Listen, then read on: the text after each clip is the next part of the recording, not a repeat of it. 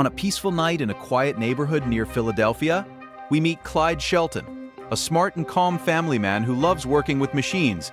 And right now he is sitting in his living room fixing some small electronic parts while his little daughter happily makes a handmade bracelet for him. That's Tuesday. But suddenly, there is a knock at the front door, and the moment he opens the door,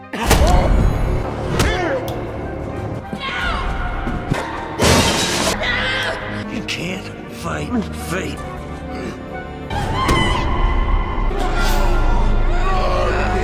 the fuck are you doing?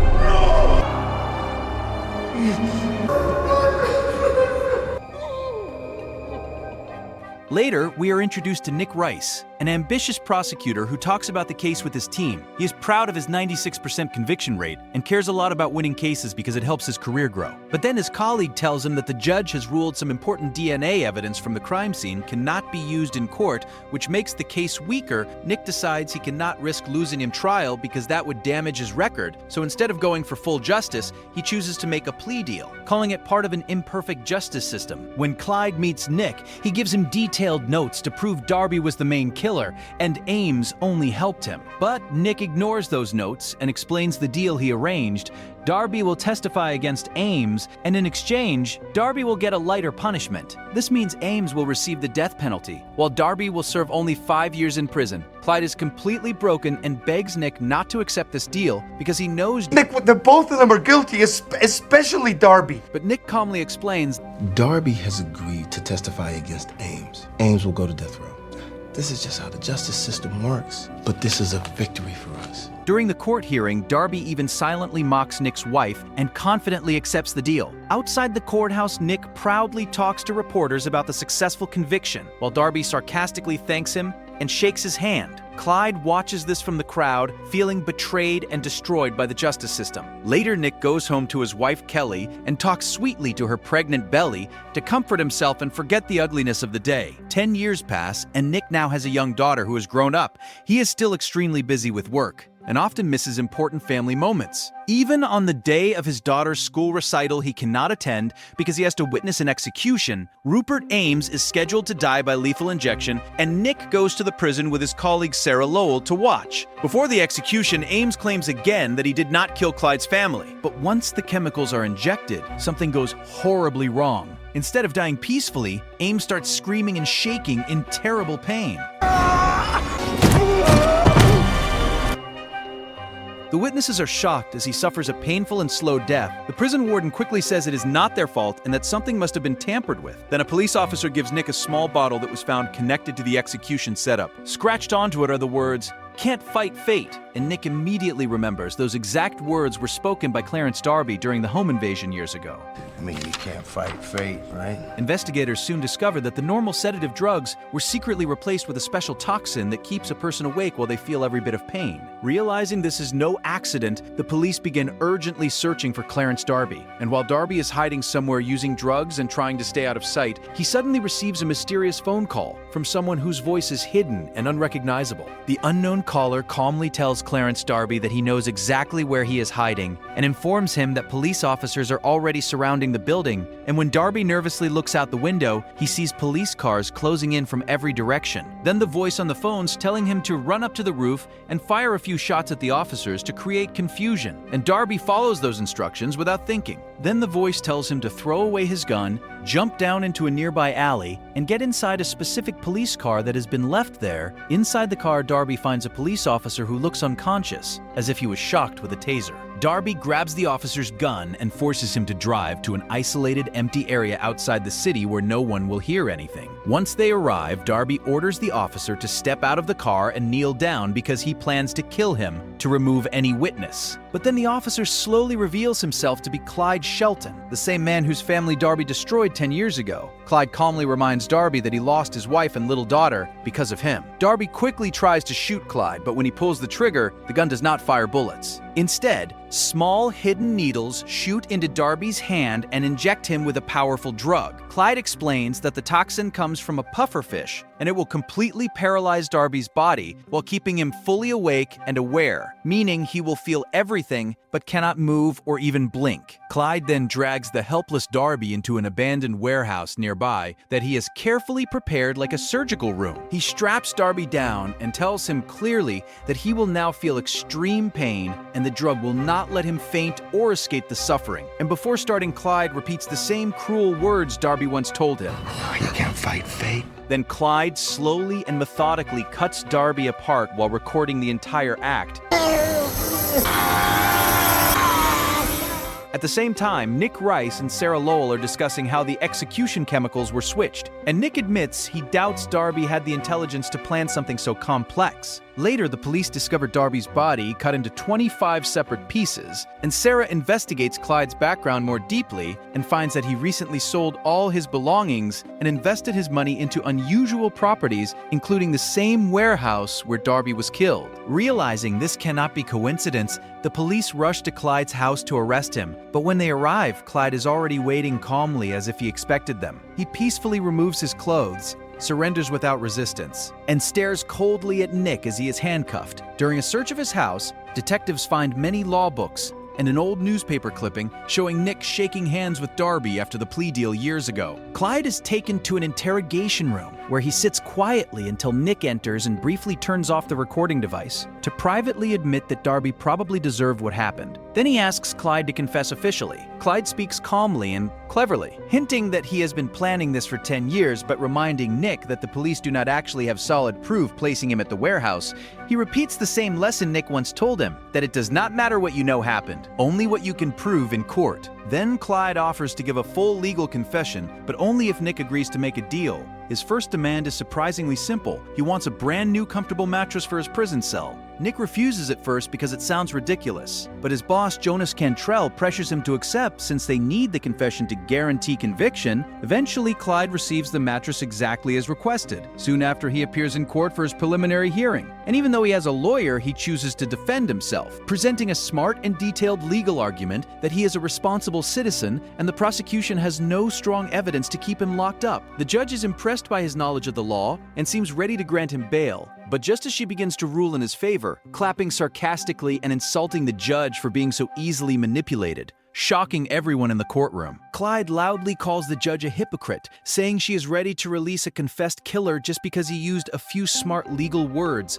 And the judge becomes furious at his disrespect and immediately cancels her decision, denies him bail, and adds contempt of court to his charges. Clyde is taken back to prison, but he looks pleased because he has just shown everyone how easy it is to twist the system. Later, Nick meets him again in the interrogation room and demands to know what he is trying to prove. Clyde explains that the video recording he secretly sent to Nick's house was meant to show that in the end, good defeats evil, and he calmly confesses that he was the man who killed Clarence Darby. But then he says he has one more confession that could save a life if Nick agrees to another deal. He reveals that Bill Reynolds, the defense lawyer who protected Darby 10 years ago, has been missing for 3 days. And Clyde claims Bill is still alive, and he knows exactly where he is. However, he will only reveal the location if he receives a very specific lunch, a 20-ounce porterhouse steak from a certain restaurant, along with an iPod so he can listen to music while eating. And he sets a strict rule that the food must arrive at exactly 1 p.m. the next day, not a minute late. Nick agrees because saving a life is more important. Even though the prison warden is angry that they are giving special treatment to a prisoner, on the day of the deadline, the warden insists on checking the meal carefully, which causes a delay. And by the time the steak reaches Clyde, it is 8 minutes past 1 p.m. Clyde calmly accepts the tray and then gives Nick the exact coordinates. Nick and a team rush to the location, which is an empty field where they find a wooden box buried underground. Inside the box is a coffin, and inside the coffin is Bill Reynolds. But he is already dead, because the oxygen tank placed inside ran out of air only minutes before they arrived. Clyde later explains that the 1 p.m. deadline was not about his lunch at all, but about the oxygen supply keeping Bill alive. And because the system was late by 8 minutes, the lawyer suffocated, showing once again how delays and careless decisions can cost innocent lives. While Nick deals with the horror of that discovery, Clyde sits peacefully in his cell, eating his steak and even sharing some of it with his cellmate as if nothing happened. But this is all part of another plan. He secretly sharpens the steak bone into a sharp weapon, then turns up the volume on the iPod and hands it to his cellmate to distract him. And while the man is lost in the music, Clyde suddenly attacks him, stabbing him again and again with the sharpened bone, until guards rush in to find a bloody scene. Because of this murder, Clyde is transferred to solitary confinement. Nick visits him there, demanding to know why he killed a random man, and Clyde explains that nothing he does is random. He wants every person connected to the broken justice system to feel consequences. When Nick asks if his wife and daughter would approve of this path, Clyde insists that what he is doing is the only real justice. Desperate to understand what Clyde is planning next, Nick and his boss Jonas Cantrell meet with a high-level government official who reveals a shocking truth about Clyde's past. Clyde was once a top-level CIA operative and a brilliant strategist who specialized in designing complex traps and assassination plans that allowed targets to be killed without him ever being physically present. He was known as a master tactician capable of thinking many steps ahead of everyone else. And the official warns them that Clyde being inside prison might not be a mistake or bad luck at all, but actually a key part of a much bigger plan he has carefully prepared for years. The government official clearly tells Nick and Jonas that Clyde Shelton is not an ordinary criminal. He explains that when Clyde decides someone deserves to die, that person is already as good as dead, because Clyde plans everything many steps ahead, like a chess master removing pieces from a board. He warns them that anyone connected to the old case is now a target, and if Clyde wants someone gone, there is almost no way to stop it except killing him immediately. Hearing this, Nick and Jonas rush to Judge Laura Burch and request an emergency order to remove all of Clyde's remaining rights. No visitors, no phone calls. No outside contact at all. Saying it is necessary to protect the city, the judge agrees and signs the document. But only seconds later, her personal phone rings. She answers it without thinking, and the phone suddenly explodes in her hand. Hello?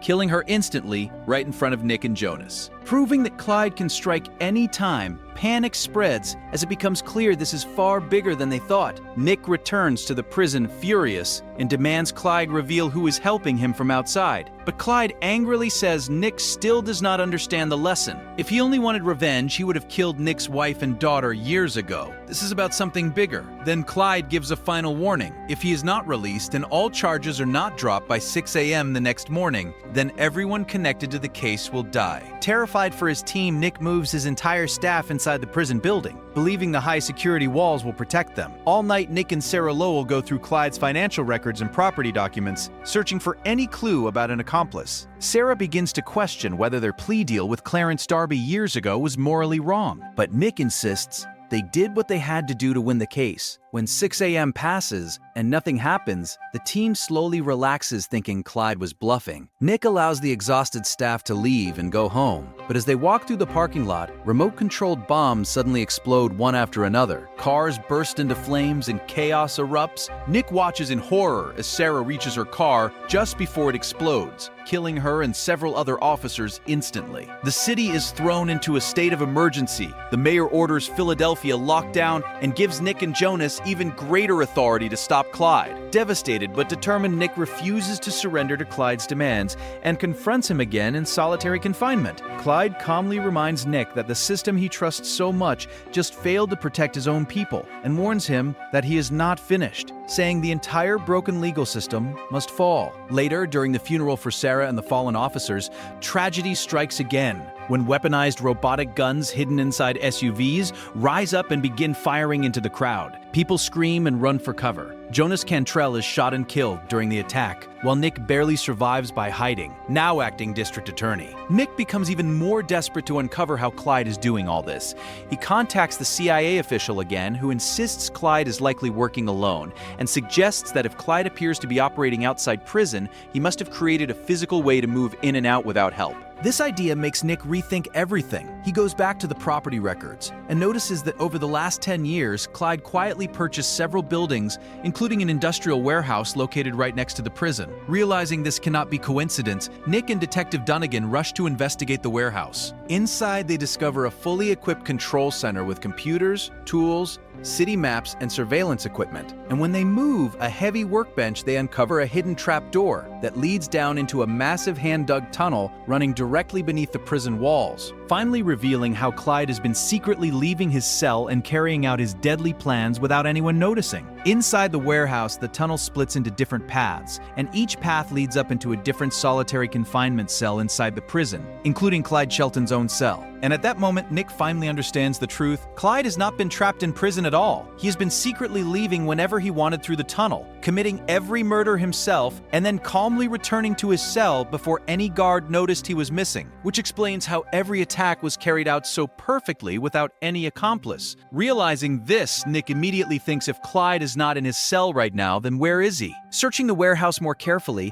he finds detailed blueprints of City Hall and learns that the mayor and all the top officials are about to attend a high-level emergency meeting in the main conference room. Nick also discovers evidence that Clyde has prepared a powerful suitcase bomb, meant to explode during that meeting. Understanding the danger, Nick and the bomb squad rush to City Hall, and after searching the building, they find a large suitcase hidden beneath the floorboards, directly under the conference table. The bomb expert warns Nick that the device is connected to a cellular trigger and is extremely unstable, meaning if a phone call is made to it, the entire room will be blown apart, killing everyone inside. While this is happening, Clyde finishes setting up the final part of his plan at the warehouse.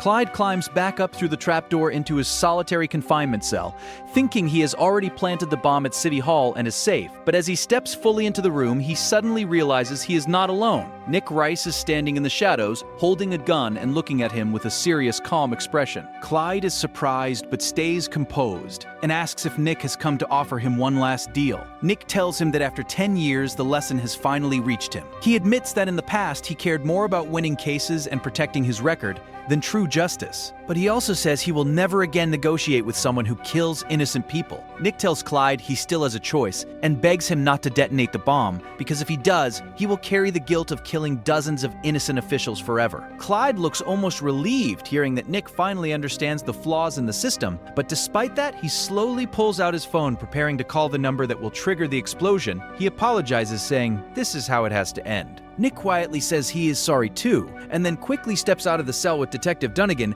and locks the heavy steel door behind him. As Nick walks away, he tells Clyde he has about 25 seconds left to live. Clyde looks confused at first, but then glances under his own bed and sees the same suitcase bomb sitting right there inside his cell. Nick and the team had removed the bomb from City Hall and secretly placed it in Clyde's room while he was still inside the tunnel. Clyde rushes to escape through the trapdoor, but finds it jammed shut from the outside with a metal rod, sealing him completely inside. Finally understanding there is no way out, Clyde stops struggling and slowly sits back down on his bed. He takes out the small bracelet his daughter made for him years ago and holds it tightly in his hand, his face showing sadness and acceptance as the timer counts down to 0. Seconds later, a massive explosion tears through the solitary confinement wing, destroying the area and killing Clyde instantly. Sometime after the chaos, the city slowly begins to return to normal life, and we see Nick sitting in the audience at his daughter's school, finally attending her music performance that he once missed, his wife sitting beside him. And as his daughter plays her cello on stage, Nick watches with pride and deep thought. He survived everything, but he is no longer the same man. He now understands that the law is not a game about statistics or winning percentages, but a serious responsibility to truly serve justice and protect innocent people.